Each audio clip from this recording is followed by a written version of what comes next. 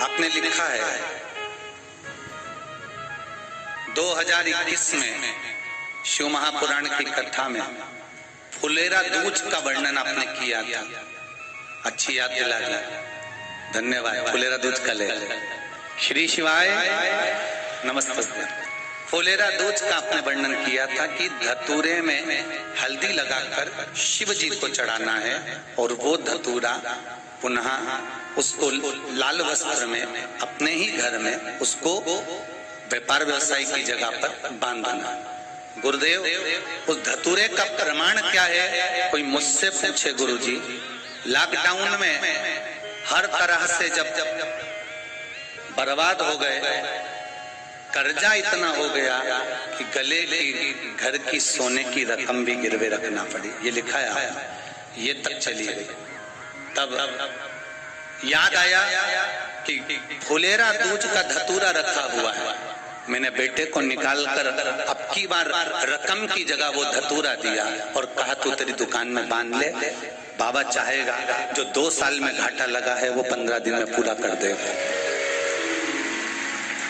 और कि वो धतूरा मात्र शिव का नाम लेकर रखा हुआ धतूरा वापस बांधा है और बाबा ने ऐसी कृपा कर दी कि दुकान धड़ाके से चलना चालू हो गई। अब विश्वास हो तो शिव, बेटो बहन बैठो, श्री शिवाय नमस्ते। आप शंकर का स्मरण तो करो।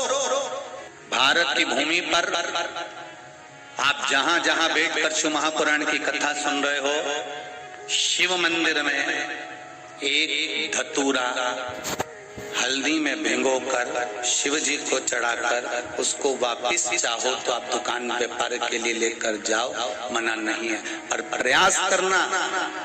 पहली बार धतूरा माता पार्वती जी जब अखंड तप करने शंकर भगवान का बैठी थी और देव अधिदेव महादेव जब पहली बार प्रकट हुए थे माता पार्वती के सामने और पार्वती को समझाने के लिए आए थे कि तुम मुझसे विवाह मत करो, तब पार्वती जी ने विनय करी थी कि मैं आपसे विवाह करना चाहती हूँ। तब पार्वती जी से शिव जी ने कहा था मुझसे विवाह करना कांटों की सेज पर सोने के बराबर है, कांटों पर चलने के बराबर है। तब माता पार्वती जी ने फुलेरा दूज के दिन पहली बार धतूरा शंकर भगवान को चढ़ाया था कि ये मैं कांटों पर भी चलने को तैयार हूँ अगर मेरा महादेव मेरे साथ है तो। तब शंकर भगवान ने वचन दिया था पार्वती, फुलेरा दूज के दिन जो शिव पर धतूरा समर्पित करता है, जिस कामना से चढ़ाता है, मैं उसकी कामना पूर्ण कर देता हूँ। तेरा भी अखंड सौभाग्य होगा पार्वती। उसके बाद में सती जन्मी, 2 जन्म लेने के बाद सती माता को प्राण त्यागना पड़े। गौरा के रूप में जन्मी तो गौरा को प्राण त्यागना पड़े। उमा बनकर जन्मी तो उमा को प्राण त्यागना पड़े। कात्यायनी बनकर जन्मी तो कात्यायनी को प्राण त्यागना पड़े। कुष्मांडा बनकर जन्मी तो कुष्मांडा को प्राण त्यागना पड़े।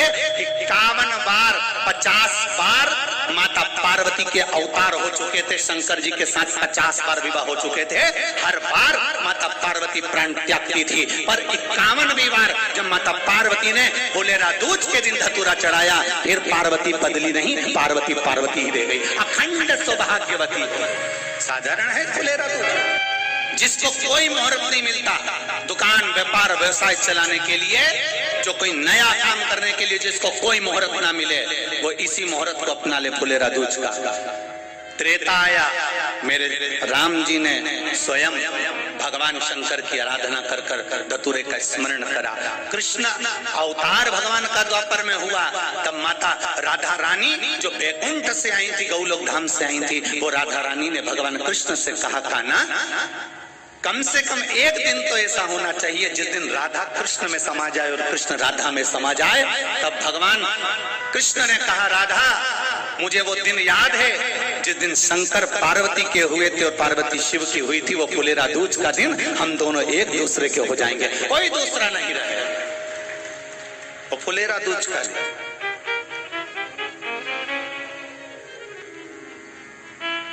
सारे दिन तुमने जो दान करा, हर रोज तुमने दान करा, सारा पुण्य करा, वो छिन्न हो सकता है, पर फुलेरा दूज के दिन अगर हम कुछ दान करते हैं वो जिंदगी भर छिन्न नहीं होता, वो अटल अजर और अमर होता है। अंतिम समय तक प्राण त्यागने के बाद भी अगर कोई पिंड ना दे, तर्पण ना दे, तिलांजलि ना दे, फुलेरा दूज के दिन किया गया दान कभी छिन्न नहीं होता, कभी छिन्न नहीं होता।